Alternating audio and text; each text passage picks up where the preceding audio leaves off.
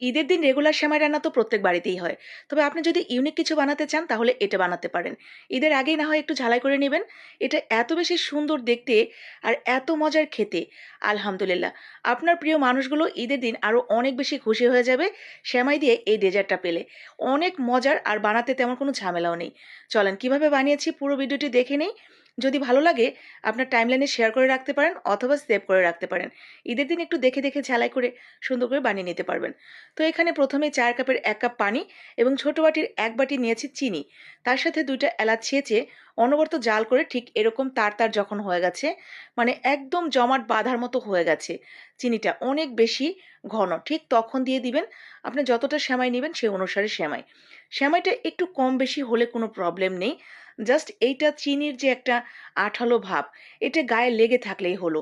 এতেই এটা জমাট বেঁধে যাবে, একদম শক্ত পাক, নরম পাক এরকমের কোনো ব্যাপার নেই। ঠিক এরকম গা মাখা যখন হয়ে যাবে তখনই নামিয়ে নিবেন। আবার চিনির পরিমাণও একটু কম বেশি হলে কোনো প্রবলেম হবে না। জাস্ট আপনি খেয়াল রাখবেন যে এটা অনেক বেশি আঠালো হয়ে গেছে কিনা। ঠিক এরকম পানি, পানি আঠালো, আঠালো থাকতেই এটা সেমাই দিয়ে দিবেন। এরপর মিশিয়ে নিয়ে সাথে, সাথে এই কাজটা করবেন। নয়তো দেখা যাবে এটা অনেক বেশি শক্ত হয়ে যাবে এটা আপনি দিতে, দিতেই। তো এরকম বাটি বা যেকোনো কিছু আপনার কেকের মোল্ড ছোট, ছোট কাপ কেকের, তো সেগুলোর মধ্যে দিয়েও কিন্তু আপনারা এই যে এই শেপটা করে নিতে পারবেন।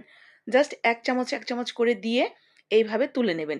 বাটির নিচে রান্নার তেল অথবা একটু ঘি মেখে নিবেন। এতে করে খুব সহজেই উঠে আসবে। তো দেখবেন এটা দিতে, দিতেই শক্ত হয়ে গেছে। এরপর সবগুলো তুলে নিবেন। তো আমার হয়ে গেছে। এখন যেই কড়াইটাতে আমি সেমাইটা করেছিলাম সেটা না ধুয়েই ওইখানে ১ কাপ পরিমাণ গরুর দুধ দিয়ে দিয়েছি। আগে থেকে একটু জাল করে ঘন করে নেবেন। এরপরে এখানে আমি বড় চামচের ৩ চামচ দিয়েছি গুঁড়া দুধ। গুঁড়া দুধটা একটু বেশি করে দিবেন, খেতে ভালো লাগবে। এরপরে সামান্য একটু ওই লাচ্ছা সেমাই আমি এখানে এড করে দিয়েছি। লাচ্ছা সেমাইটা দিলে এটা দেখতেও যেমন সুন্দর লাগে, আবার খেতেও ভালো লাগে। তো সামান্য একটু লাচ্ছা সেমাই দিয়ে দেখেন আমি একটা ঘন ক্রিমের মতো তৈরি করে নিয়েছি। এইখানে যদি কেউ চান আপনারা ড্রাই ফ্রুটস এড করতে পারেন। তবে আমি এখানে দিচ্ছি না। আমার কাছে এটা এভাবেই খেতে ভালো লাগে। তো এই যে দেখেন সবটা বানানো হয়ে যাওয়ার পর ওই যে আমরা প্রথমেই যে বাটিগুলো তৈরি করে রাখলাম সেই বাটির মধ্যে দিয়ে দিব। এরপর ওপর থেকে আপনি আপনার পছন্দ মতো সুন্দর করে সাজিয়ে গুজিয়ে এটা পরিবেশন করবেন। আপনার বাসার প্রিয় মানুষগুলো এটা দেখার সাথে সাথে দেখবেন মুচকি হেসে বলবে, এত সুন্দর করে বানিয়েছো তুমি, কি করে বানালে, এটা কোথা থেকে শিখলে, এত খুশি হয়ে যাবে। আর খাওয়ার পর জাস্ট প্রশংসা করতেই থাকবে।